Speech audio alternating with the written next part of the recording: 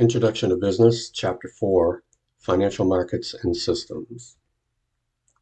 In order to understand the financial markets, you have to understand what money is. Money has been created by people to aid in making transactions possible. It serves three basic functions. It is a medium of exchange. If you remember back in the chapter regarding communications, we mentioned communication mediums. It's something that connects one thing to another. If I want to buy a product from you or pay for a service from you, how do I give you something that you value? If we have money that everyone values and we've all agreed to it that it carries value, then we can use that as a medium of exchange so that I can purchase something, I can give you money in return for a product. If we didn't have money, it would be very difficult to do that because we'd have to rely on either bartering, where I give you one thing that I have in return for something else that you have that I want. The problem there is you have to want what I have, and I have to want what you have so that we can do that exchange. If I want something that you have, but I don't own anything that you want, then I'm going to have to bring in a third party or a fourth party. It becomes very complicated, and it's even more complicated for services. If I'm able to do something that you want, but you can't provide me with anything that I want, then again, we'll have to go to third parties or not conduct a transaction. When you have a medium of exchange, that substitutes for anything that I have of value because the money is a representation of that value. Money is a store of value, so it basically takes that value of a tangible product or something intangible and turns it into something that you can use later on. When you go to work, you're providing value to your employer. So if you go to work and you wash dishes or you make the fries or you settle a lawsuit, whatever the type of work that you're doing, that carries value. And for that value, they give you money. And that money, if you work, $15 an hour for 10 hours, that's $150 worth of money.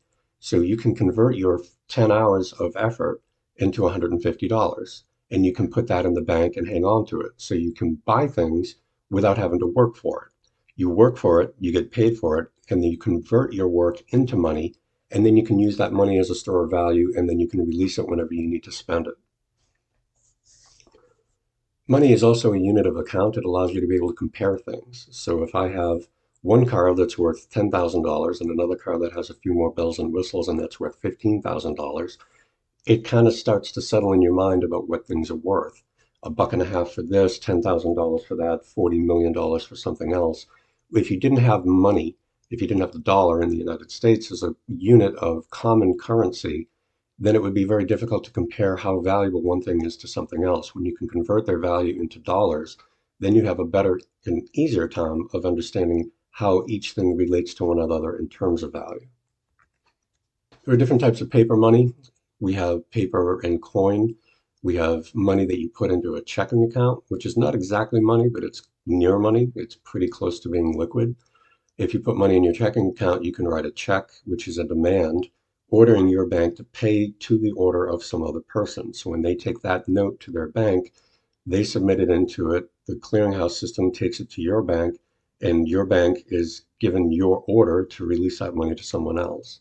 Savings accounts are very similar to checking accounts, except you don't draw a check, you either make a withdrawal or a deposit. When you can't withdraw funds from a savings account, whether it's a time deposit like a certificate of deposit, they may give you a higher interest rate, which is your share of the money. When you give the bank money, they invest it somewhere else. They will pay you interest, which is a piece of what they're making from sharing your money and loaning it out to someone else. If you get a CD as opposed to just a run-of-the-mill savings account, you may not be able to withdraw that, but in return, because the bank knows that money is going to be there for some time and it gives them more flexibility, they can do more with it and make more money, and therefore they will offer you a higher rate of interest. So you may only get a 1 or 2% for a regular run-of-the-mill savings account, but you may get 5 or even 6% on a CD of 6 months, a year, 2 years. Most CDs are within 6 to 18 months. Here at the bottom of the slide, you do see a representation of a $100 bill. You can see that there's a lot of security techniques that are built into it. You've got the blue stripe down the middle. You've got the ink pot that changes color when you hold it up to the light, and you can see the Liberty Bell. There's hundreds written through it. The reason that they do that is because the paper is basically the same, whether it's a $100 bill or a dollar bill, or it had been. The paper is very specific. It's made with cotton fibers in it, and it's only one company in America that makes it, and it's from Andover, Massachusetts. They send this special paper to the Treasury and they print it up. In the old days, you could take a dollar bill and bleach it, and you would use that paper to put a 5 or 10 or even $100 bill on it. The reason is the paper being different. If you just tried to copy this image onto a piece of copy paper, you would know immediately that it's not actual money. People who deal with money all the time just reach into your pocket. It's got a feel to it. It's got a sound to it. It's got that crisp, snappy sound to it. So when counterfeiters tried to copy money, the paper was always a problem. So they would bleach the $1 bill or the $5 bill and put a higher denomination on it. Now, if you have a $100 bill, you have paper that is specifically for the $100 bill.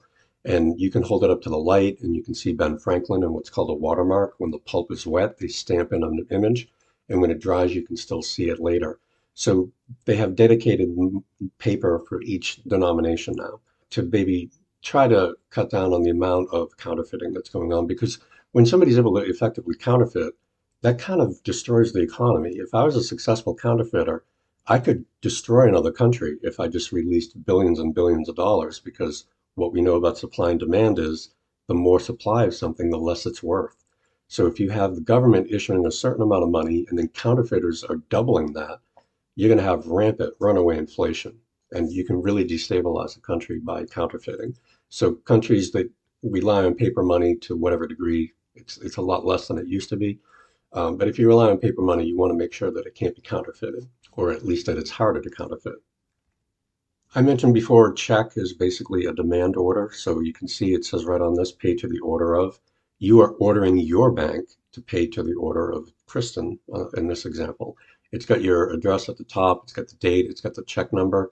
You write down the amount and then you spell it out so that they're matching up. The dollar amount in language matches the numeric amount. The bank is identified. The clearing number is on the lower left-hand corner. That's the routing number. So if you want to know what the bank is, that's the bank's address.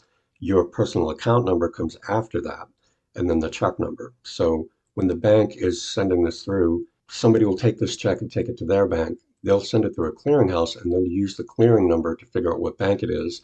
They'll use your bank account number and what your check is. And if you have enough money in your account, the bank will release that and the payment will be made. A lot of people don't use paper checks anymore because of the ease of which you can use credit cards and debit cards, but checks are still a thing. Types of money. Credit card isn't really money, but it's an extension of credit that basically acts as if it were money. A bank will often grant you the right to use a credit card, and when you go to a store and purchase something, you are not paying for it right now. The bank is paying the merchant right away. You then have to pay the bank back for the money that they lent you. Typically, if you pay it back within the month that you have your credit card balance, you don't have to pay interest on it.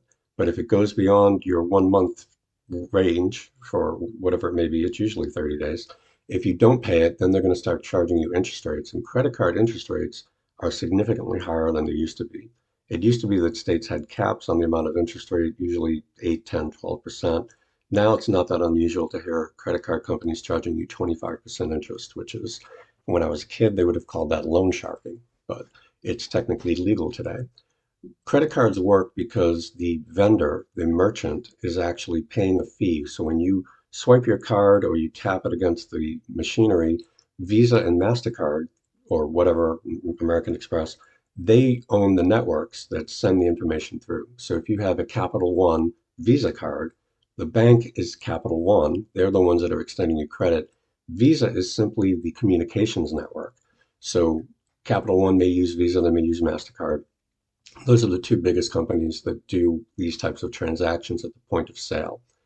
So Visa charges the merchant 1, 2, 3% every time that they're running their card. So if you're doing that, it's going to cost you more money. And companies didn't like to have credit. They didn't like to accept credit cards because it meant that they were going to be getting 1, 2, or 3% less than they would if they just took cash. The federal government passed laws and said that you have to treat cash and credit the same. So with the exception of maybe gas stations, there are some gas stations that have a different price for cash than they do for credit. And that's because it's cheaper for the gas station to have you pay cash because they don't have to pay for your credit card to get run through the Visa or MasterCard system. Places like Capital One, these other banks, they have these cash back systems. If you have a credit card that gives you cash back, what they're doing is they're giving you a fraction of the amount that you're actually having the merchant spend. So if the merchant spends 2%, they may give you a 0.5% cash back. And that means that you'll use their card all the time. They won't get as much money, but they'll make more money overall. They won't get as much money for each individual sale, but if you do nothing but use that credit card for everything because of this incentive, they'll make more money in the long run. A debit card works very similar to the credit card. It uses the MasterCard and Visa networks, but instead of having the bank extend you credit, you're taking it right out of your bank account. It works similar to a check because it's using your routing number. The problem here is if you don't have money in the bank, then your debit card will not work and you'll probably have to pay a fee for being overdrawn.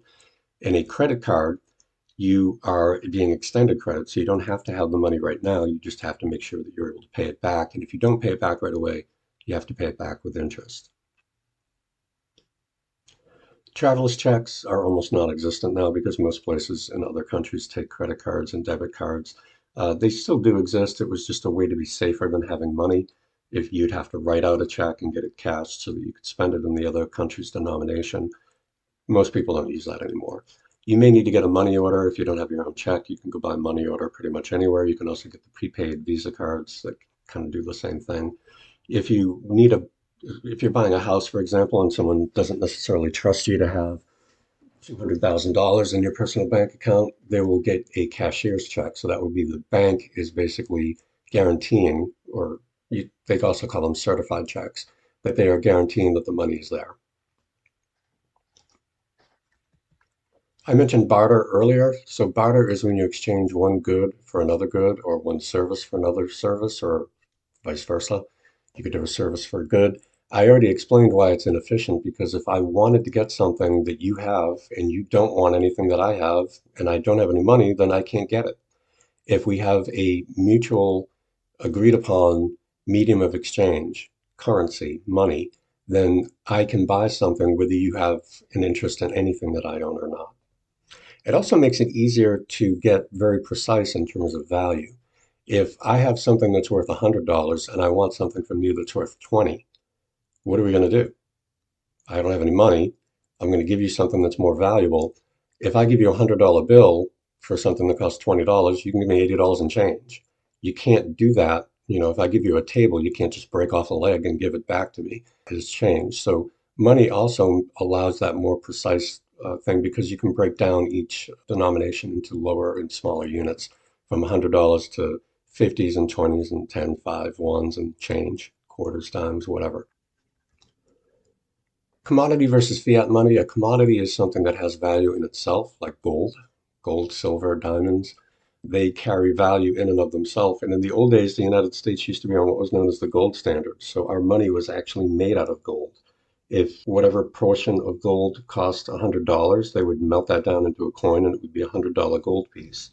We didn't stay on the gold standard much longer than the mid 20th century. In fact, effectively, we're off it before the 1970s, but by the Nixon administration in the early 1970s, we were officially off commodity money and we moved to what's known as fiat money. Fiat is essentially a representation of value. Our money only has value because the government says that it has value. And if you look at the cash, like I have here at the bottom, it says this note is legal tender for all debts, public and private. It is issued by the United States government and it is formally announced by the government to have value. It's money. Why does it have money? Because the government says it has money. Some people think that there's a problem with that, and that's why there's inflation. Because if you print money, if you had a chance to look at the video that I posted a few weeks ago, I think about hyperinflation in Germany, they just printed money. There's nothing backing it. There's nothing of value behind it. And the government didn't really have any way to produce anything of value to match the amount of money that they were publishing or printing. So when you print a whole lot of money, you dilute the value of the money and it can cause inflation. Some people say, well, the way to avoid that is to stay with commodity money. Go back on the gold standard. We have Fort Knox. It's got billions of dollars of gold. We would just say, here's a piece of paper, and that is representative of gold that we have in the bank. We used to have things. I actually had a $10 silver certificate from the 1930s until my wife spent it at the store by mistake. But the silver certificate, you could actually go and cash that in for $10 of silver. That was when we were on a commodity type of system. We don't do that anymore, but people are sometimes arguing that we should go back to it because it's a safer way to run the economy. And while that does have some merit, a dollar is a dollar in gold and you know exactly what it is instead of the government's promise that a piece of paper is worth something. The problem is our economy is gigantic. We have far more money in our economy represented by fiat money than we have gold to back it. If we've got an economy that's $25 trillion dollars and you've only got $200 billion dollars in gold, then guess what? You can't expand your economy unless you start digging a hole and looking for more gold. Your economy can only be as big as the amount of money that you are able to have for it. And if you are limited by, a shiny piece of metal out of the ground, that's a big restriction on the growth of your economy. Is there a risk to having inflation? Absolutely. But that's why we have the Federal Reserve and that's why we have cost controls to try to not print too much money. Virtual currencies, I'm not going to say a whole lot about it because I haven't really paid a lot of attention to it. The idea here is that this is not something that is backed by the Federal Reserve. This is not something that's backed by commodities. It is simply code in a computer, and it allows people to be able to exchange without using money. The problem here is it's really not pegged to anything, even other currencies really. So people who got Bitcoin, they got a little bit of Bitcoin and then it took off in value, or they gave it up and they can't find it anymore, or people have been selling it. There's been a lot of ethical things with this, a lot of scandals, people going bankrupt with different types of coins that have kind of collapsed. You don't have a government, you don't have the full faith and credit of the federal government or any government really backing this. So if somebody sells you Bitcoin and you've got Bitcoin and then somebody doesn't want to accept it, or the people who created it just kind of disappear, you may lose whatever value you had. There's probably a role for this going forward, but for the limitations of this class, you could probably take an entire class on virtual currencies, and I'm not really prepared to cover it. What you need to know is that it does exist, and you won't have to go far on Google before you find something about people that are having trouble. I read an article a couple of weeks ago where someone has something like $250 million in Bitcoin, but they forgot their password and there's no way to get the password. There was someone else who had changed out the hard drive in his computer and thought that he had took out all of the code for his coin and didn't. And it's in a landfill somewhere, and he's offered the city $10 million dollars to allow him to dig it up, and they've refused. There are some restrictions. If you have cash, for example, if you have a house fire, if you find pieces of the burnt money, the treasury will give you that money back. They will count the scraps and the ashes. And if they can determine that you had $5,000, they'll give you $5,000 in new money. That's not going to happen if you have a problem with the Bitcoin. So a couple more slides here. The risk factors, like I said, it's not backed by the full faith and credit of the government. It's not legal tender. It doesn't necessarily, you can't go to Walmart and say, hey, I'm going to pay in Bitcoin. There's no centralized authority. It's kind of the Wild West. People are just doing what they're doing. There's also a lot of fraud that's involved, but there's also a lot of organized crime, the dark web, people buying drugs and weapons that they shouldn't be getting access to that may be illegal. They use this to avoid being tracked by the government. So a lot of nefarious activity is taking place with the use of cryptocurrency as well. Mobile payment talks about how you can use money without necessarily having to walk around with cash. The use of devices, whether you have a credit card, which is virtually mobile, but you can put the credit card information in there and get a scanning symbol so that you can use your phone to act as the intermediary with your bank and do transactions. Mobile commerce is growing. As long as you have a smartphone, you can use it. Transactions are about 50% of e-commerce sales. It's growing as a percentage of all transactions over time. So the money supply is what's put out by the government. We're not talking about cryptocurrency here, we're talking about government money. The Treasury makes the money and the Federal Reserve figures out how to issue it to banks. There's two basic uses or two basic ways to track the money supply. What they refer to as M1 is the most liquid forms. Now, liquid just means readily available. If you've got a $50 in your pocket, that's $50 of liquidity. You don't have to go to the bank. You don't have to convert it into anything. You don't have to sell your car and to convert it into cash, to use it. I bid a car and I want to buy something and I can't because I'm broke, I could sell my car, but that's not liquid. I have to do something in order to convert it into money first. So money or near money, checking accounts, credit cards, etc., these are near cash. They act as cash, so they're considered to be cash. That's your M1 money supply. M2 is basically everything in M1, but other things, including savings accounts, time deposits like CD, certificate of deposits, and money market accounts. The M1 money supply, that's coins, currency that's already out there in circulation, and demand deposits like your checking accounts. It's called a demand deposit because you write a check on it. You are telling the bank, you are demanding that the bank pay to someone else. M2 money supply, we're talking about savings deposits, money market accounts. These typically have minimum balances. You have to keep a higher level than you ordinarily would, and it's used for investment. You can also invest in short-term government bonds, otherwise known as treasury bills or T-bills. These are very safe and they can be sold relatively quickly if you have to, but they do pay a decent rate of interest. It's not great, but it's pretty much guaranteed with the full faith and credit of the United States government. And since the US has never gone bankrupt, it's a pretty safe place to put your money. Certificate of deposits we talked about before, you commit to leaving your money in the bank for a certain period of time.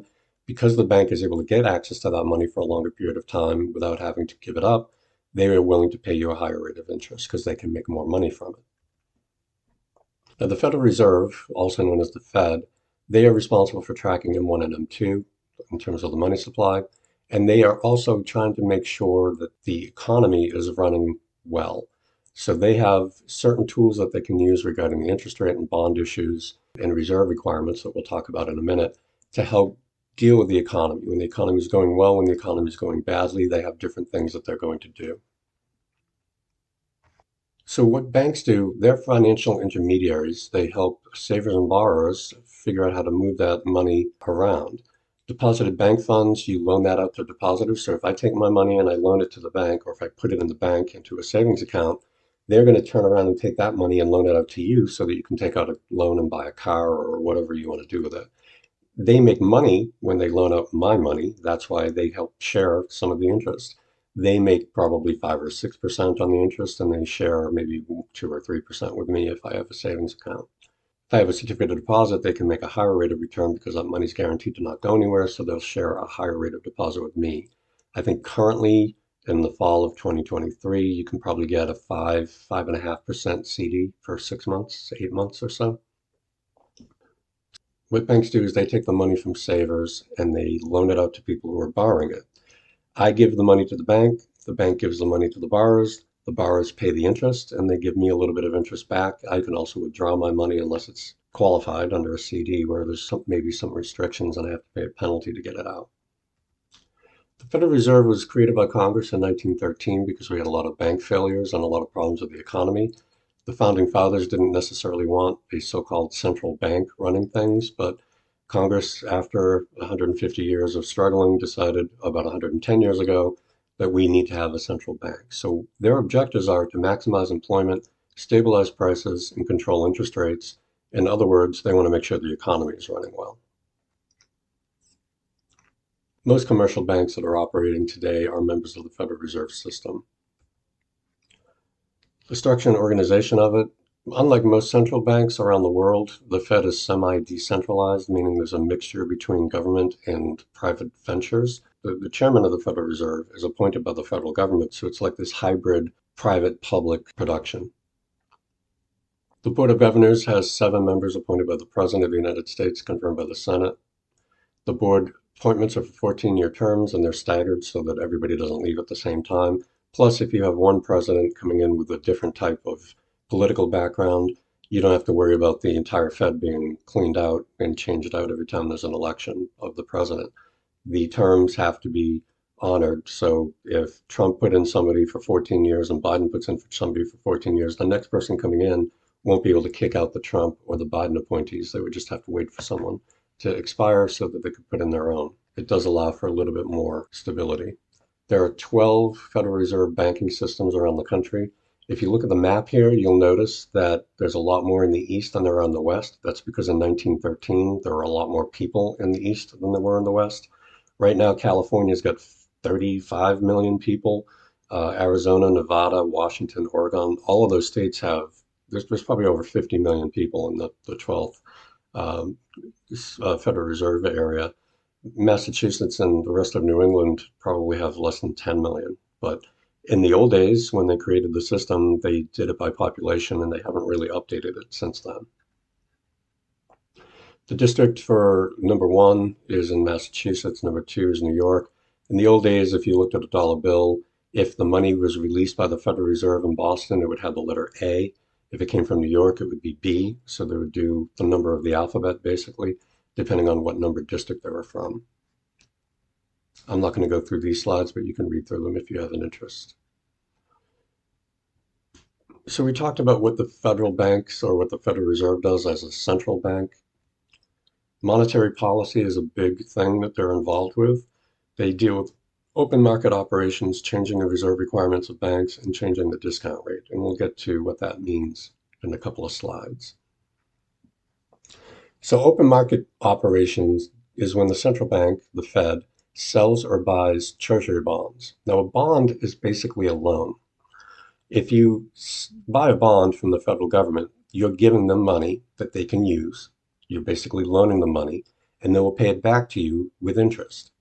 So if somebody got you a savings bond when you were a kid, they sent money to the federal government, they issued a savings bond that they gave you, and when it matures, you can cash it out for the face of the amount on the bond. They probably didn't pay that much for it, or if it goes the other way, you can pay a $20 for a bond and then it pays out with interest at the end. Typically, you get a $20 bond because it's mature at the end of the period, but you're not paying $20 to get it. You pay $15, wait whatever period of time that the interest will catch up to it, and then when you cash it out, you'll get the $20. So it's essentially like a loan. When the government issues a bond, it's getting money in and it's paying back with interest. So when the bank, the central bank, the Fed, when they sell or buy treasury bonds, the central bank can decide whether to sell or buy bonds, and that has an effect on the economy, which I'll get to in a second. They can also decide how much a bank has to hold in reserve. When I go to the bank and I deposit $50,000, that money doesn't stay there. It gets loaned out to other people. But if a bank loaned out all of their money to other people and those people defaulted on their loans, my money's gone. And that's a risk. So they are required to keep some money, whether it's 15%, 30%, 40%. The Federal Reserve tells them how much money they have to keep liquid so that they can't loan all that much money out. And that does have an effect on the money supply in the economy. And the other thing that we've talked about already is that the Fed sets interest rates for everybody. All of the banks that are going to be doing business commercially, they're going to be getting money from the federal government once it's printed from the Treasury, and the federal government will charge them interest and they'll pass that along to you. So if the federal government increases the amount that they charge to banks, the banks are going to charge more to you, so money becomes more expensive. If, for example, we're in a recession and they're trying to stimulate the economy, they will decrease the amount of money that they send to banks or that they charge to banks in interest. Banks, in turn, will also lower their interest rates to you, making money more readily available. So let's go through the three of them. Bonds, which is also known as a security or a tradable financial asset. You often hear stocks and bonds talked about together. A bond is debt. So if I issue a bond, I owe somebody money. It's debt. I can also have equity, which in this case means ownership. Stocks are equity and bonds are debt. If I'm a company, I can also issue bonds, but I can raise money by either issuing equity, I can sell you a piece of the company, which is a stock, or I can borrow money from you, which is a bond. The government does bonds as well. So this type of security, typically, let's call it a treasury bill. They're going to issue a T-bill. What they do is they're borrowing money from the people that they sell it to, and they have to pay it back with interest. When the Fed sells bonds, they're taking money that was out in the public in circulation, and they're keeping it. And that's making less money available to people, so economic activity slows down. So if I want to make things slow down because the economy is running roughshod over everything and it's expanding too rapidly and we're worried about inflation, the government could sell bonds. When it sells bonds, money's being taken out of circulation. That means there's less money. That means it's going to go up in value, which slows things down. When the Fed buys bonds, meaning it's buying their bonds back, it's putting money back into circulation. So if I wanted to give you a deal, let's say you have a bond and it's not going to mature for a while. I'm going to say, listen, I'll pay you that interest rate if you buy it back right now. So I'm going to give you money and I buy the bond back. Now you have money in your pocket, you can spend it. So it increases the amount of money in circulation. When more money is available, economic activity increases. So if you want to increase economic activity during a recession, you can buy bonds back and put money in people's pockets. When the economy is going well and you want to restrict the money supply, you can sell bonds. The reserve requirements work quite the same way. If it raises the reserve requirement, that means the banks have to hold on to more money and they can't loan it out. That means that there's less money in circulation and economic activity will slow. If they decrease the Federal Reserve requirement or the bank reserve requirement, then banks can loan more money, which means there's more money in people's pockets, which means there's more commerce taking place, economic activity increases. So when the economy is going well, you want to maybe slow it down so that we're not facing inflation, so you can increase the reserve requirement, meaning banks can't loan out as much money. If the economy is going badly, you can decrease the reserve requirement so banks can more freely loan. Interest rates we've talked about before, but I'll go through it one more time. The federal funds rate is the amount that they charge banks, savings and loans, and other credit unions, and it's set by the Fed. The discount rate is what the Fed charges banks for depository institutions. So if the banks are trying to get money from the Fed, they're going to charge the discount rate. Lending institutions basically pass on those costs so that the Fed is charging them. So when the Fed raises rates, the banks also raise rates, which makes money more expensive and will slow down economic activity. You may have heard the term prime rate. When banks refer to the prime rate, that is a rate that is charged to the most desirable customers. If you have an 825